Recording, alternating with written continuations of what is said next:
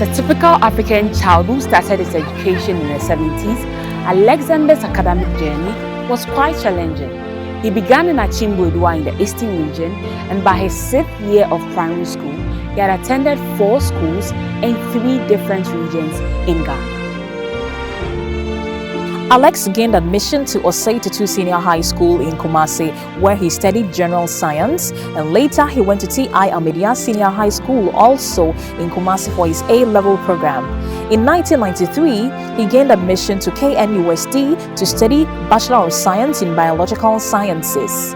I started from Achimbu in the Eastern region, and for my 6th year primary education, I actually attended 4 schools in 3 regions in Ghana. So I started from Achimbu near Akwatia for 2 years, came to Achimota Primary in the Greater Accra region for 1 year, and then moved to Chirapatre for 1 year, and then finally I completed my primary education at Esreso Elementary School.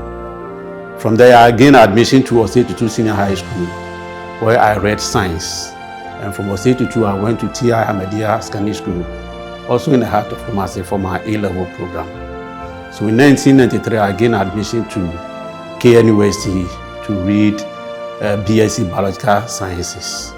And after my graduation, I was posted to Komfanochi Teaching Hospital for my national service. After completing his master's, he discussed with Professor Akim Horof his desire to pursue PhD, focusing on the genetics of lymphatic filariasis. He therefore collected samples from the western region of Ghana, and in 2003 joined Professor Horrof's lab in Bonn, Germany. I remember as a young research scientist on the Filariasis project, we went to one of the communities and I was doing the microscopy, and almost everybody I examined had the baby worm in the blood, which means the person was infected. But just a few people, about 6% of the people, had developed elephantiasis of the leg, and about 30% had developed elephantiasis of the scrotum. So I asked my German professor, how come almost everybody is infected, but just a few people had the disease? And his answer was, Alex, I don't know. If you become a professor of parasitology, then you can answer that. And actually, that actually inspired me, because without knowing what causes, the disease, it will be difficult to control them. So from then, I said, no, I have to unravel what actually causes elephantiasis, and then, if possible, help get treatment and finally eliminate it from Ghana. At the time I started my research, the actual mechanism for development of elephantiasis and heart disease was unknown.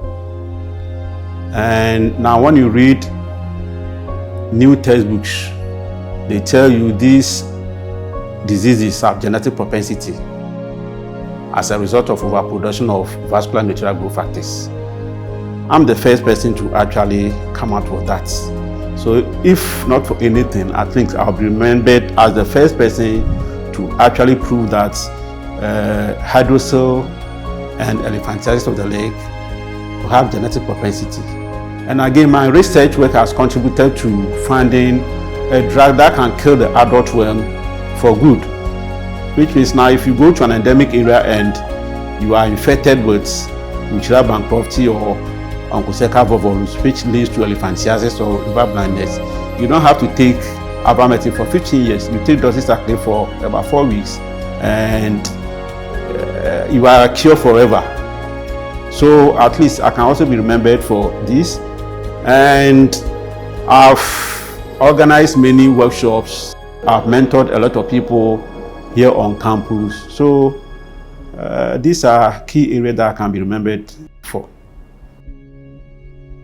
On the 8th of August 2024, Professor Alexandar Debrah will be delivering his Professorial Inaugural Lecture on the topic Eliminating Filarial Diseases, A New Hope for an Old Battle at the Great Hall, KNUST,